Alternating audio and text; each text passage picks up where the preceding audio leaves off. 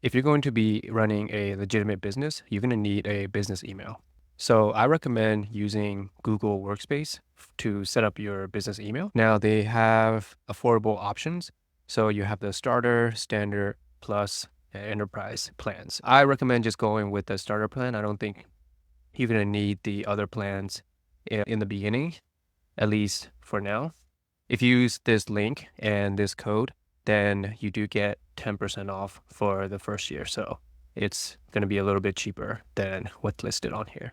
So when you are ready to get started, you're just going to fill out your information, starting with the business name, how many employees you have, and then your region. So let's just put test, and then it's going to ask you for your name here and your address. So I would put your personal address here.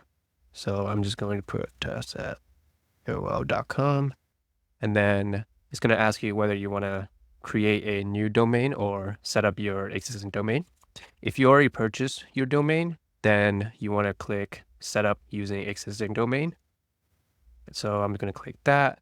And then you're going to do a search of your domain. All right, so this is a section where you're going to connect your domain that already exists. So this is one of the domain that I already own, try outreach, and it's going to then ask you to set up the domain. Basically, what you want to do next is you want to create a username. So I recommend just putting your first name at yourdomain.com. And then you want to put in your passcode, check off this box, and then you.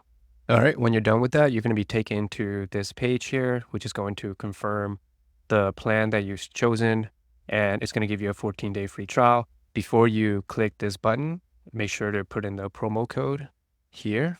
So I'm going to copy this, put that in here so that I could get an additional 10%. And then it's going to ask you to put in your name, address, and your payment method.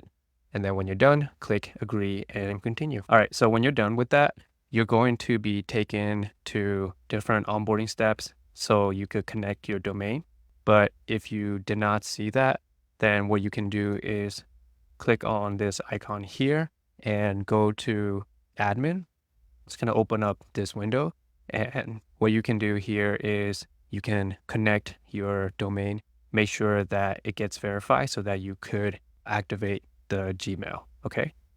Just follow the instructions. It's pretty simple. So all you'll have to do is just add some DNS records. And basically the way it works is wherever you purchased the domain from, you'll be able to add DNS records. For example, I purchased this domain using Cloudflare. And within this dashboard here under DNS, I can add new records. And so for Gmail specifically, it's going to tell you to add these ones. Obviously, these are going to be specific for me, but make sure to just add whatever they tell you to add. Okay. And then from there, once you're done with that, then you'll just have to verify the setup. And then when you're done, it will say verify and it will say Gmail activated. All right. Hope that helps.